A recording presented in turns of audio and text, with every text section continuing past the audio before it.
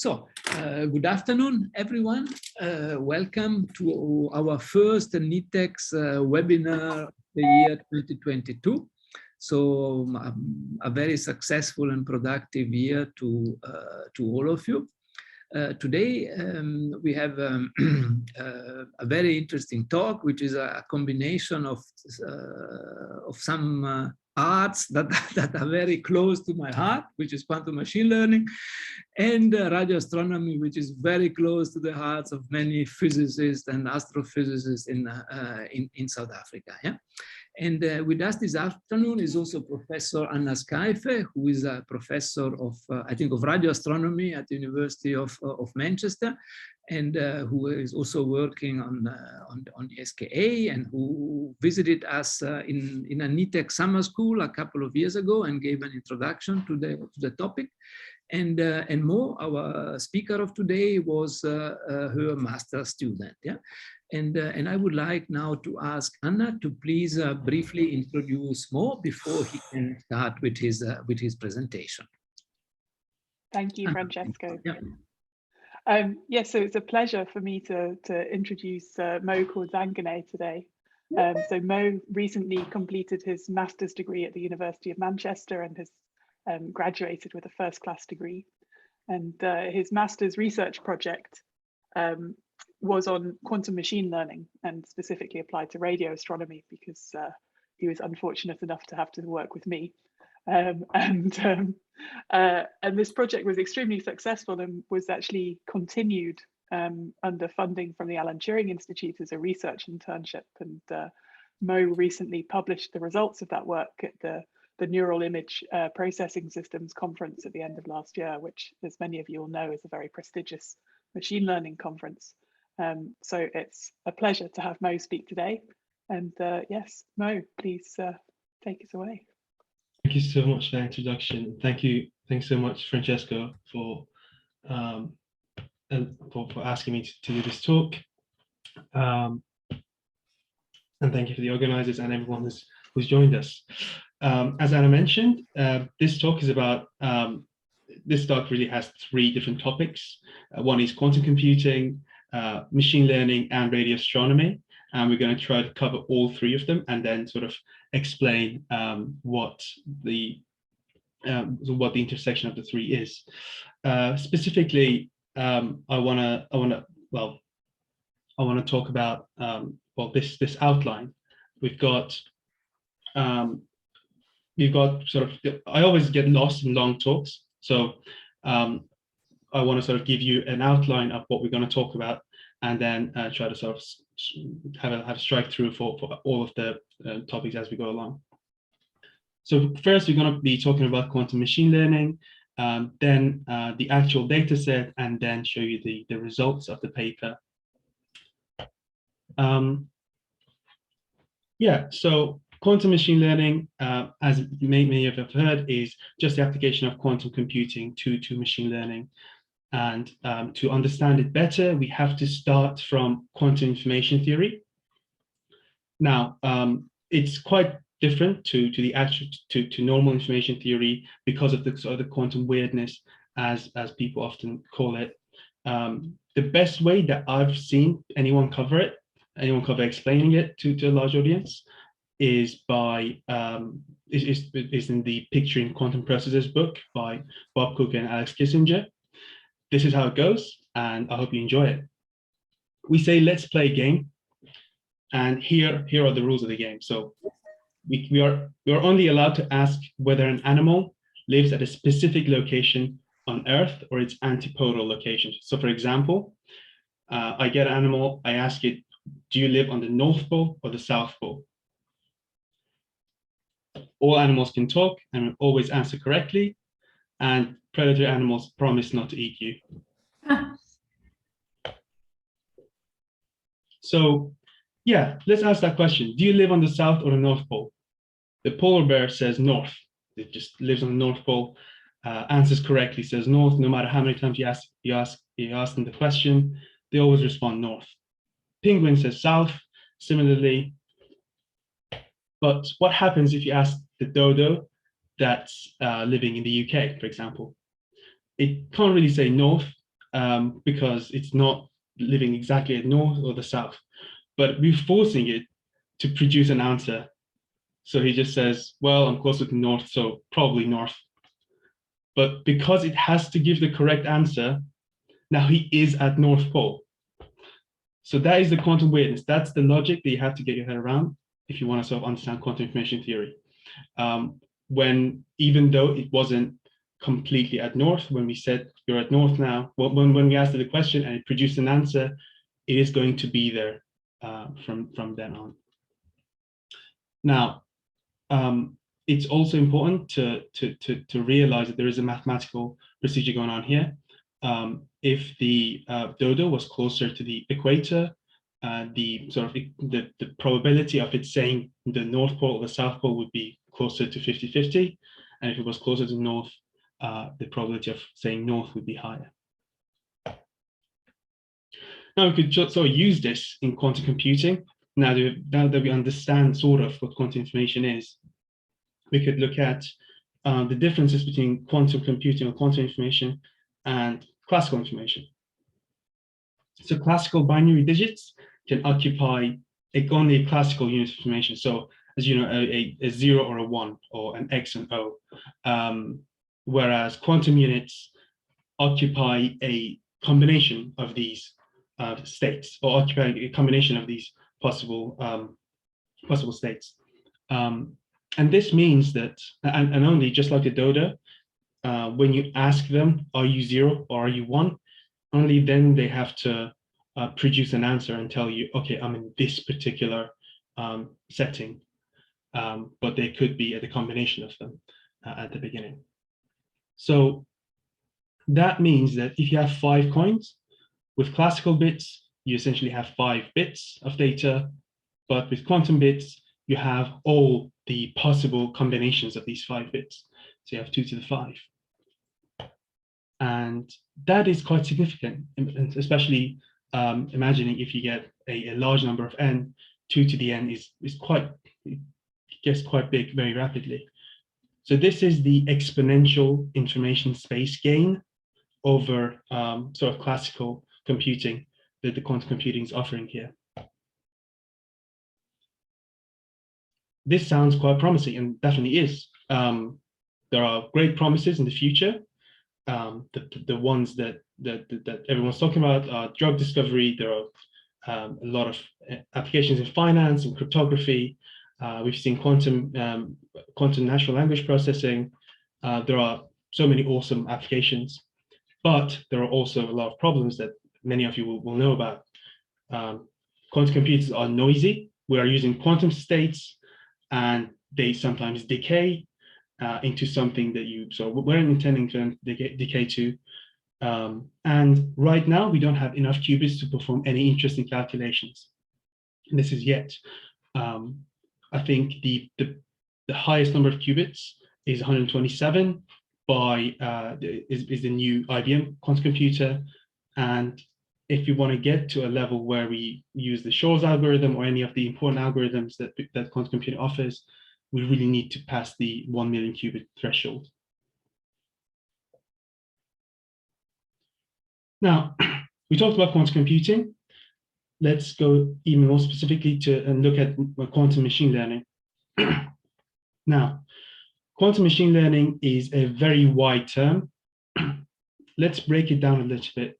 There's quantum data that is sort of processed using classical algorithms.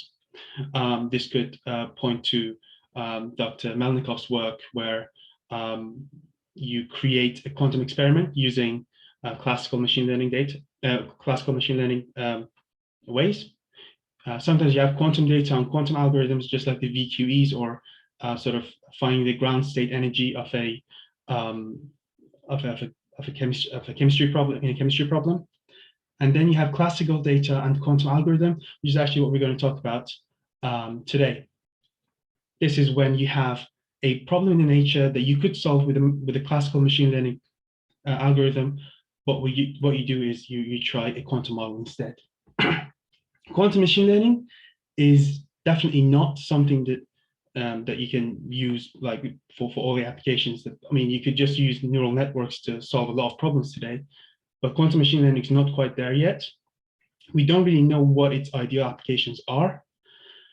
All of the successes that we've seen, or most of them at least, are using either synthetic data sets or are very theoretical. We haven't seen anything in like very rigorously applied to real world data that gives you a significant advantage.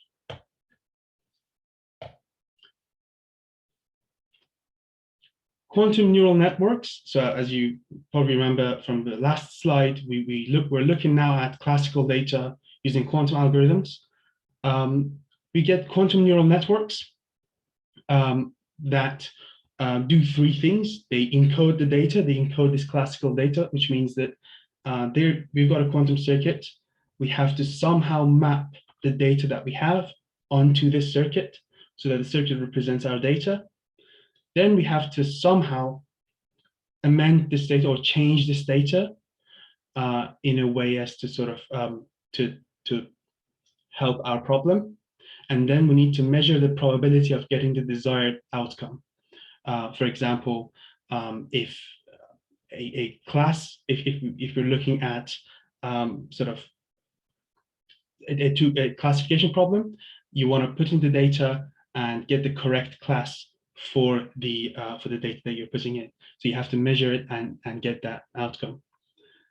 We can find the gradient of an objective function and then optimize the variational layers accordingly. And the more you optimize the variational layers, the better your model becomes at representing your problem.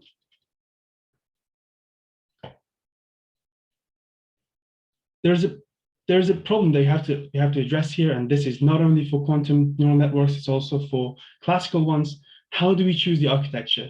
You may be familiar with neural networks and how it is a problem. We don't really know how to create neural networks or how each node is helping us understand the problem better, but it is a problem in quantum networks as well. So that brings us to the motivation of this work. Look at the architectures, specifically, which data encoding procedure should we use? How do we choose the training layers? And also, when we've done those two, how would such a model perform on a real world data set? In our case, the Pulsars data set in radio astronomy that we're going to get to in a couple of slides. First, look at the encoding. There are multiple encoding strategies. There is this brilliant paper by Maria Schulz that explains the different kinds of encodings. There is the basis encoding, where you encode the data on the quantum bases. As you can see, this is not a very expressive way of looking at the problem of encoding. There is the amplitude encoding, where you get different bases and you encode the amplitude of them. This can encode a lot of data, but again, it's not a very expressive way. Then there is the angle encoding, where if you go back to the example of the Dodo, you can sort of tell the Dodo to go up, to go north or towards the north by X meters, where X is your feature. So that is the angle encoding. You encode the rotation gates instead.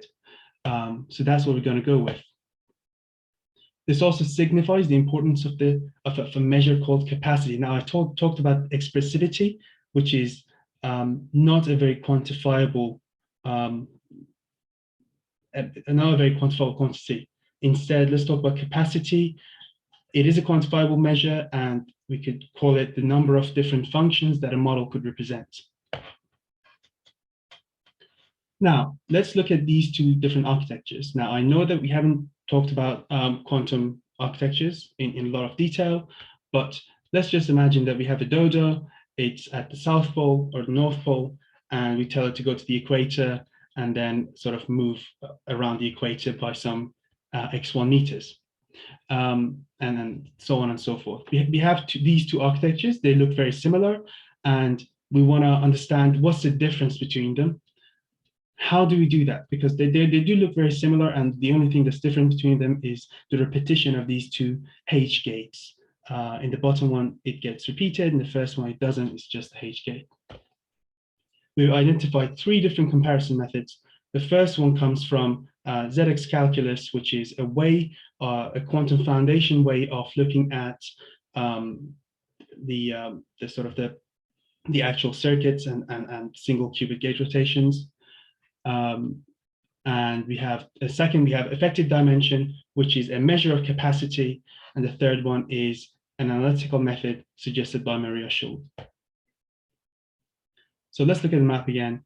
We are now looking at the methods of comparison, NITheCS calculus. NITheCS calculus is a formalism that allows us to eliminate redundancies in quantum circuits. So if you have 2 Z rotations, so if you tell the Dodo to go towards east by 5 degrees and then towards east again by 10 degrees, it's redundant. You could have told it to go by 15 degrees in the beginning. And there's a lot more connected to that. What NITheCS calculus does is it gets a circuit, it turns it into a graph of Z and X rotations, and then reduces it and then produces a new circuit. It's great for comparing SU2 based encodings, which are the single gate based encodings. And also it works automatically in AWS bracket through a compiler called Ticket. Now, it is important that this last point actually doesn't eliminate the gradient computation redundancy. It just eliminates when you want to sort of evaluate a circuit. Going back to our previous comparison, I showed you 2 different architectures. The first one that didn't sort of repeat the H's, the only thing that you get by adding an extra sort of layer of encoding is extra frequencies. So the first one is basically not very useful to repeat the layers. Instead, you could just times the frequency times the input features by a certain frequency. So the first one was redundant, but the second one is actually creating a very complex encoding. So that's how you could use NITheCS calculus to look at circuits. Second one is the effective dimension. It's a concept that comes from information geometry, and it's a very machine learning approach to quantum machine learning, which is rightly so. If you imagine the loss landscape or the objective function, sort of the landscape of objective function, it is not a Euclidean surface, and it will have some curvature. Now, you can show that the curvature is also related to the uncertainty in a model. So if you have a curvature that sort of slowly descends into a global minimum, that has less uncertainty than a spike downwards. The Fisher information is the metric of this curvature, and you can look at the Fisher information, and so you can compare the normal gradient descent with when you use this sort of curvature, this Fisher information to sort of minimize your objective function, and you can see that it actually works better. This paper is actually great for Fisher information if you want to read more about it. But going back to the quantum machine learning side, you can look at the effective dimension, which was a concept shown in this paper by Amira Abbas that shows a measure of capacity. Now, this measure of capacity, the higher the effective dimension of a network, it has a higher capacity as well, which means that it has the possibility of showing more and more functions. Next one is the Schulz method, or I'd like to call it the group theoretic approach. As we said, this is a very mathematical approach that looks at almost all of the, looks at it as a mathematical function, as mathematical output. So if you have some trainable layer, a single rotation X, and another trainable layer. What you get out of that, if you look at the generators, is a simple sinusoidal function. More specifically, you get a function that looks like this: some constant plus some other constant times the cosine of X minus some phase. That is a Fourier term, specifically two Fourier terms, this 0th and the second Fourier term. And she also showed in her paper here that the more sort of layers you add to this, the higher levels of Fourier, higher Fourier bases you get when you add more layers to this. And therefore, like in 3, for example, in 3 repetitions, you get a much better approximation to this function. And with 5, you can actually get a perfect representation. Now, more than being a comparison method, this also suggests an approach to a big family of architectures rather than just sort of comparing two. We decided to investigate this further. This was quite interesting. We came up with a QAOQ circuit. This was heavily influenced by Maria Schulz's work, and it stands for Quantum Asymptotic Universal Multi-Feature. So the way you work, and this is our work, the way you create this circuit is by creating the trainable layers first. You create the trainable layers by creating the most general n-qubit state. To do that, you have to find each generator, each group generator of SU2 to the n for n qubits, assign a trainable parameter to it, and then add them in sequence to each other. For example, in the single qubit case, you have RZ, RX, and RY that create that sort of that create the most general state of the qubit. Then we have an encoding layer. Without the loss of generality, we could say it's an RZ gate. This has to be the same generator for all of the features. And then we have to put them together for different features. So we have to start with a Hadamard because otherwise at first RZ wouldn't work. But let's put the Hadamard aside. We have a variational or a trainable layer. Then we have an encoding layer. Then we have another trainable layer. And then we have another encoding layer, but with X2. So this is the second feature. In our data set, for example, we have 8 features, and we put X1, X2, X1 all the way to X8, and that's 8 sort of encoding layers in sequence. And then we measure it at the end. But we could also use what Maria Schulz did and try to repeat the entire architecture again to get higher Fourier layers. For a single feature, and recall that these are what the constants stand for, C0, C2, so the amplitude of C2 and argument of C2. With a single repetition for a single X, we get this kind of behavior. So we get, if you sort of evaluate randomly the circuit, you get a lot of different C1s, and as you can see, we don't get any second order Fourier basis. For 2 repetitions, we get 2, and all the way up to 5, we get 5. And as you can see, the number of them is getting smaller and smaller, and that's something that we've got to in quite a bit of detail in the paper. Now, let's try this on a toy dataset, a 1D toy dataset. Because what we're trying to do is classification. The ground truth is this black line here.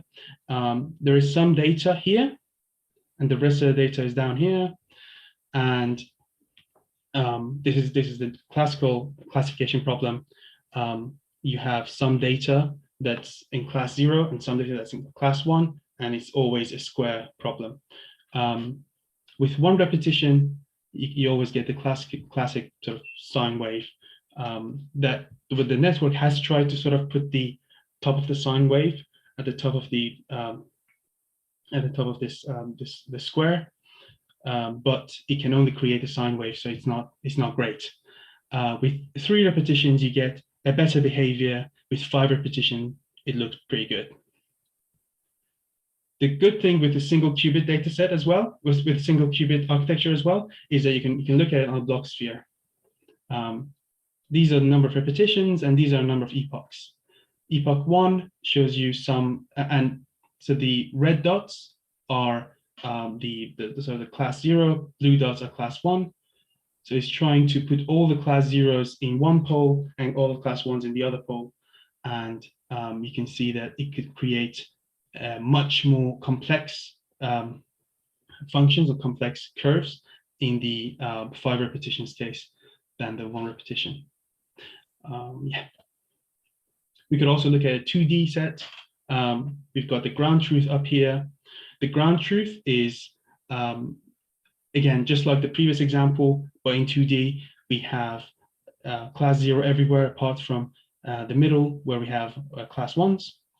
With 1 repetition, we get probably a overlap of 2 sine curves trying to replicate this, but with a lot of noise around here. 2 repetitions, better, but we've still got that white bit in the middle. 3 repetitions, much better. And you can also see the MSE loss that is also showing that fact. So let's move aside from quantum machine learning for a second and talk about the HDR-U2 data set and what it actually is. And most of you are probably familiar with this already. So HDR-U2 is mainly focused on pulsars, or is completely focused on pulsars. To explain what pulsars are, they are very heavy neutron stars that are spinning rapidly about their axis of rotation.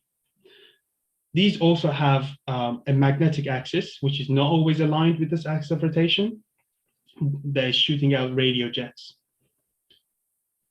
And when they rotate about the rotation of axis, as you can see in the picture to the right, or I think the animation to the right, you can see that sometimes the direction of jet aligns with our direction of observation, and we get these nice radio sort of peaks. We could also listen to one of these peaks very quickly. I'm not sure if you can hear it. Is it? Yeah? Oh, sorry. Now, not every pulsating radio source in the sky is a pulsar. So we have to sort of be able to differentiate them. I guess it's important to also talk about why we need to find more pulsars. A very interesting thing that that could come out of finding more pulsars, specifically millisecond spin pulsars, is finding gravitational waves. As some of you know, LIGO was able to detect gravitational waves some years earlier, but these would sort of finding millisecond pulsars would sort of give us this new horizon into gravitational waves, because they're giving us light, and if there's a gravitational wave passing by, that disturbs the amount of time taken for us to receive a pulse. So we could sort of detect them that way.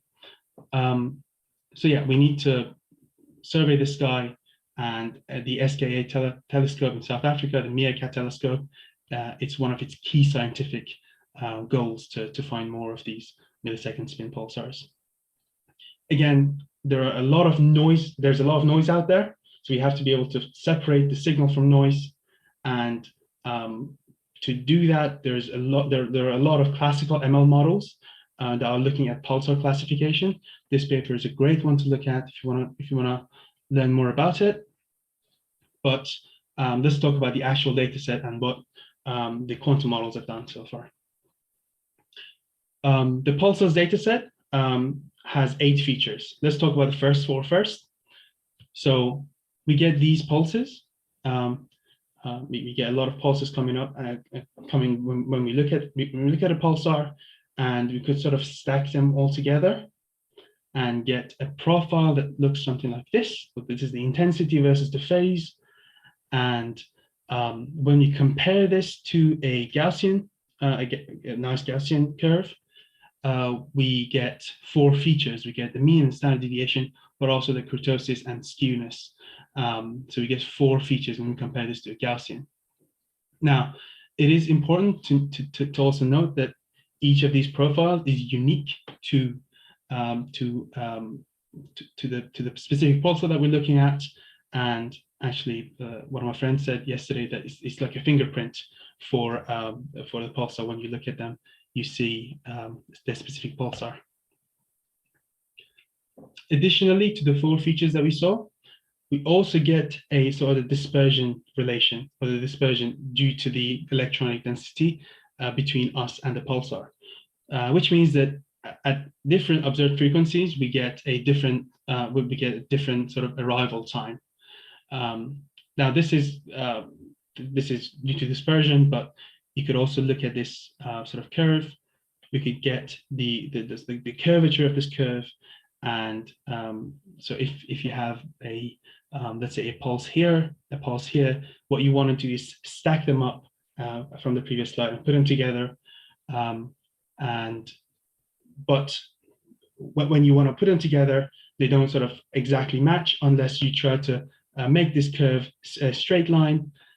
So for different sort of curvatures, when you model it, you get different signal to noise ratio, and you could also compare that to a Gaussian and get 4 more features out of it. Classification problem. Pulsar's dataset is a classification problem with 8 numerical features and 2 classes. It is important to say that in the actual dataset, we've got a large number of noise, a large noise to actual real pulsar ratio. I think it's about 10 to 1. And what we've done in this work is only take a sample of 100, because the quantum neural networks aren't very efficient at calculating, and the sort of the classes of balances. Let's look at the results lastly. QAUM was our method. We had to compare it to another quantum model. The sort of the difference that we got using our model, we had a much higher training accuracy than the other one that we knew was working very well on the dataset, called the QAOA. The validation accuracies were very similar, but we also have to realize that it was trained on only 100 datasets, 100 sort of samples, and this 95.8 could, in theory, if you give it more data, could produce a better validation accuracy than QAOA.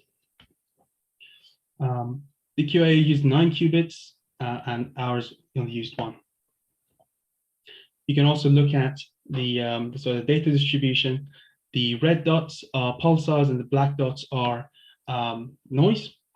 So you're trying to get all the noise and put it to the top pole and bring all the red dots to the bottom. And at epoch 1 is pretty random. At epoch 150 looks pretty good. So that's why we think that the Pulsar's dataset maps very well to the Bloch sphere. I've also put in the sort of the detailed training loss. As you can see, the training loss gets very small for the QAUM. QAOA is not as good in minimizing the loss, even though it has 9 qubits. So let's talk about the advantages of using the QAUM. There's great hyperthreading because you're using only 1 qubit. Imagine using the 127 qubits of the IBM. You could sort of look at 127 data points at once because you can just stack them. So it's great for hyperthreading. If you use penny lane, you actually get, so use penny lane and AWS. They work together to give you a parallel quantum gradient computation as well. So that's brilliant. It's easy to visualize them on a Bloch sphere. If you have a single qubit, you can always show it on the sphere. And arguably it has higher explainability because it's just adding more and more Fourier terms. Though there are some considerations, these are very deep circuits. Deep circuits means noise is going to be a big problem. Now, we've tried them on different architectures. On Rigetti, they're not good at all. On IonQ, they're much better. So I'd probably recommend IonQ for this particular purpose. Fourier accessibility is still unclear. Now, you can have a 2-qubit system, and it's still unclear how much accessibility you get to the different Fourier coefficients compared to the 2-qubit system. The biggest consideration for me is the efficiency in classical simulation. So with a single qubit, you can always simulate it on a normal classical computer efficiently. So if you really want to use that quantum advantage, you have to find QAUM for more than 1 qubit, which is actually one of the things that we're going to do. The things that we're working on now, and our future work is going to be fine-tuning the existing model and actually running on the entire data set. We also want to look at multi-qubit QAUM, as I just mentioned. There is a way to look at beyond linear growth of the Fourier series. For example, you can have an exponential number of Fourier terms for n qubits or for n repetitions. It's interesting to look at that as well.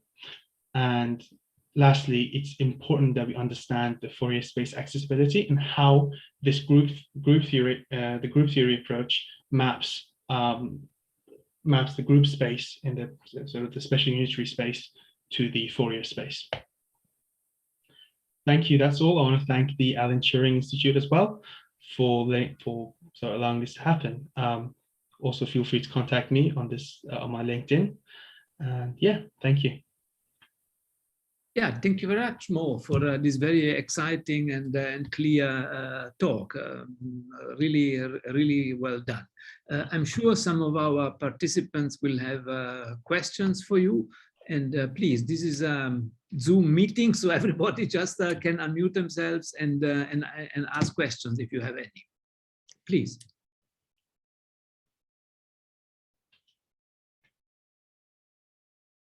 Hello. Hello. Hi, Surab. I knew I could count on you. Thanks a lot for your very interesting talk. So forgive me if my questions will be a bit naive. I'm very far from this research area. How do you tell the difference between noise and actual pulsar?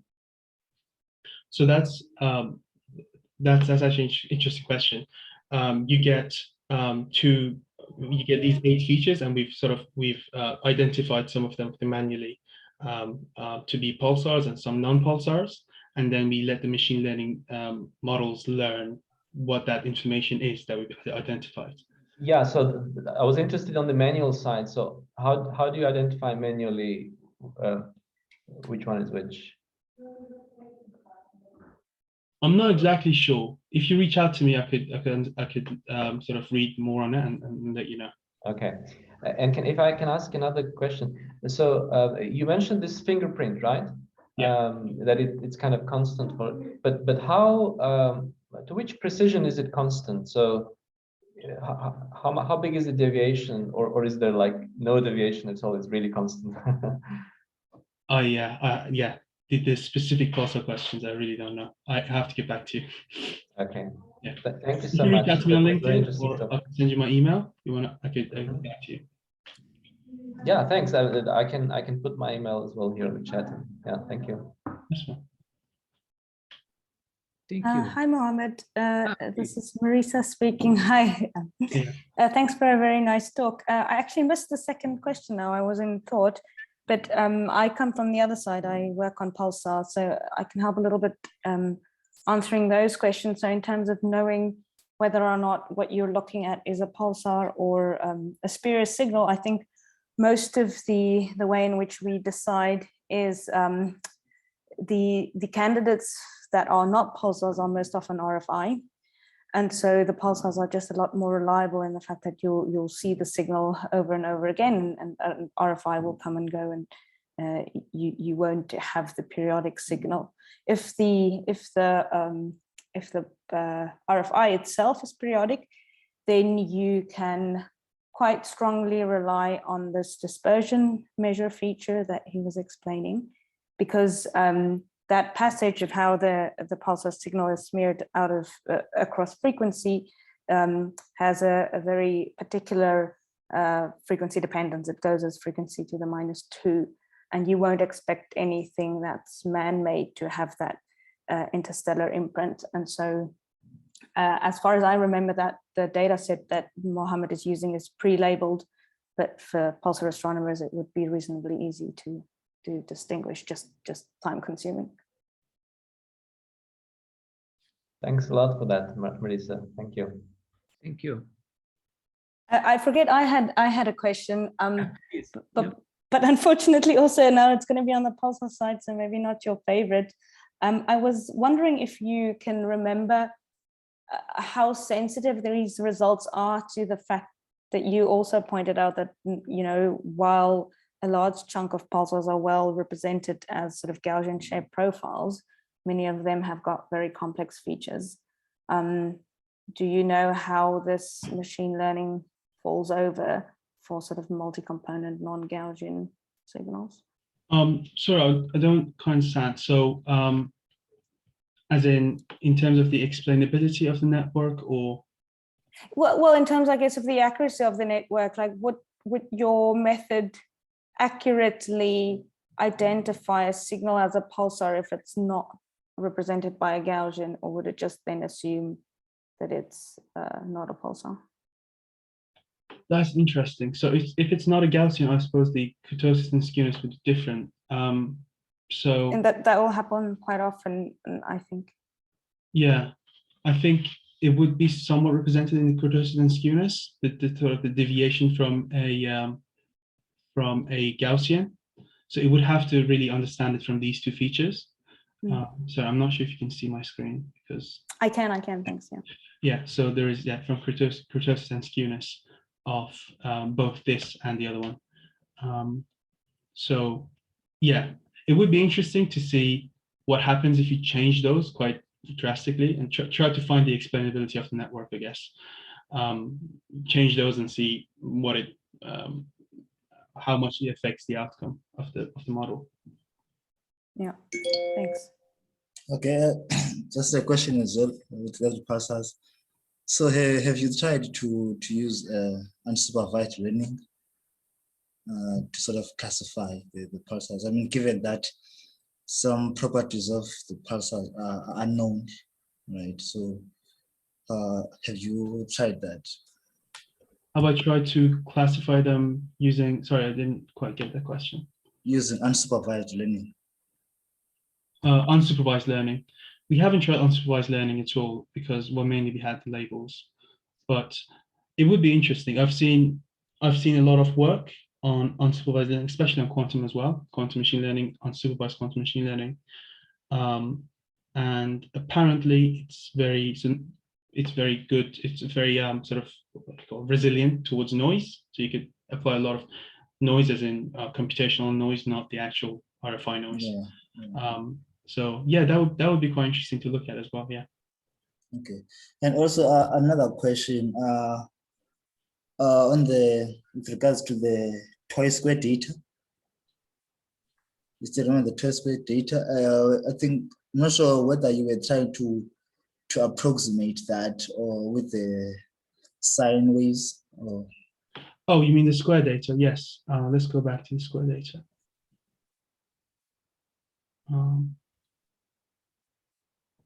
Here? Yeah.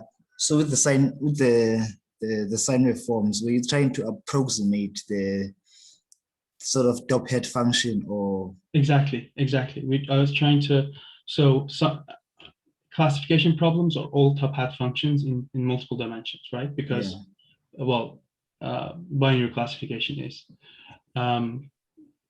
So yeah, so imagine you have a bunch of data points here, a bunch of data points here, and then you try to fit a distribution to it. So this is the ground truth distribution, and I've given 100 data samples from this distribution to it. And the best that the network can do with one repetition is a single sinusoidal curve.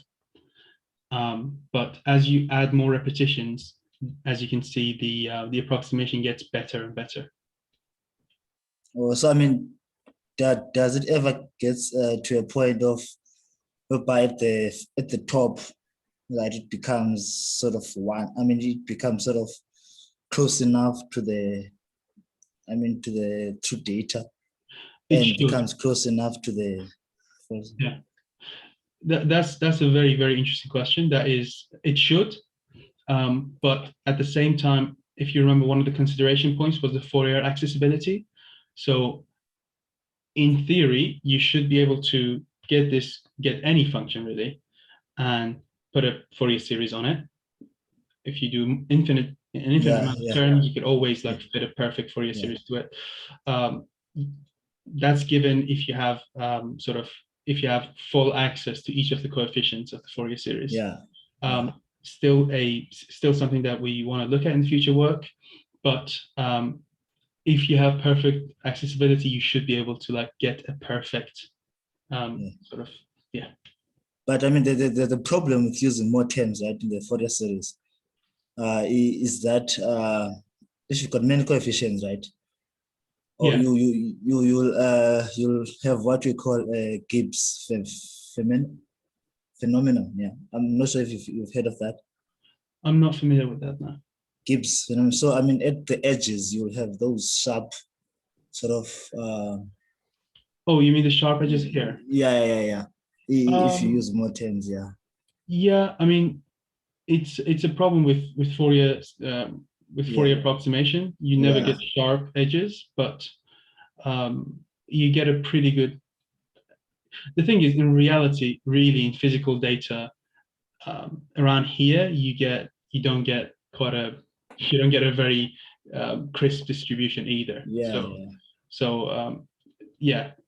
I actually, one of the reasons I like quantum machine learning a lot is it looks more realistic because it's trying to fit a Fourier terms, it's like you're getting the more Fourier terms you add, it's like you're getting sharper and sharper into an image, starting from a very sort of diffuse distribution. Yeah, okay. So do you have any codes about this group theoretical approach?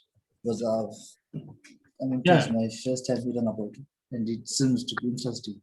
Great question. Yeah, I actually forgot to mention there is this code that is public, and I've made specifically to replicate this, where you could put your own data into it as well.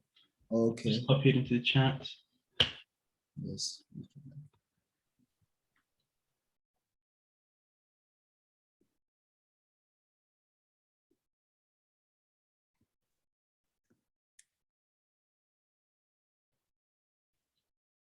Thank you. Are there more questions for more or comments?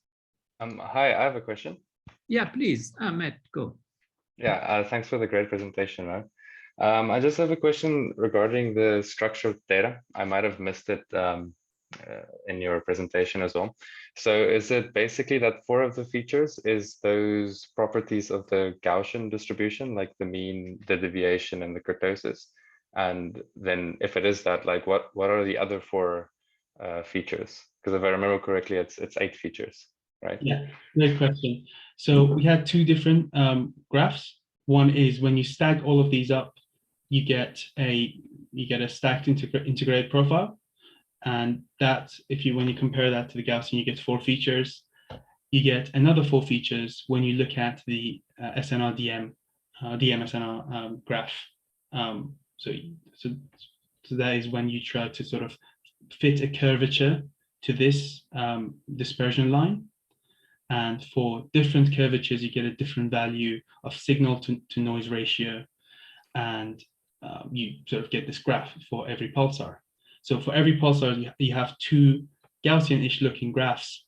And then you compare them to an actual Gaussian, and you get 4 features from each Gaussian. So that's 8 in total.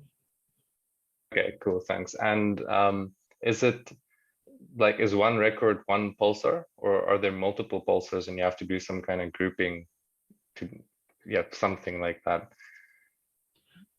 So each, so any 8 So any of these 8 will represent one pulsar only, yeah, or one sort of one entity. Okay. Yeah, no, I think I understand. Cool, thanks. Right. More questions or comments? Okay, Mo, it seems people are probably slowly digesting what you shared with us this afternoon. It was really very interesting, and yeah, it's up to me now to thank you on behalf of every participants. Thank you very much for being with us this afternoon, and I do hope that we will stay in touch, because as you know, several people in my group are in this quantum machine learning business, and it would be really nice to keep in touch with you and see if we can also start contributing to the radio astronomy aspects of that business. Yeah. So Mo, thank you very much. Anna, thank you very much to you as well for supervising Mo and for introducing him today. Thank you so much. And yeah, I hope we will all stay in touch. And yeah, and I wish you all a good weekend. Yeah. Thank you very much. Thank you, Mo.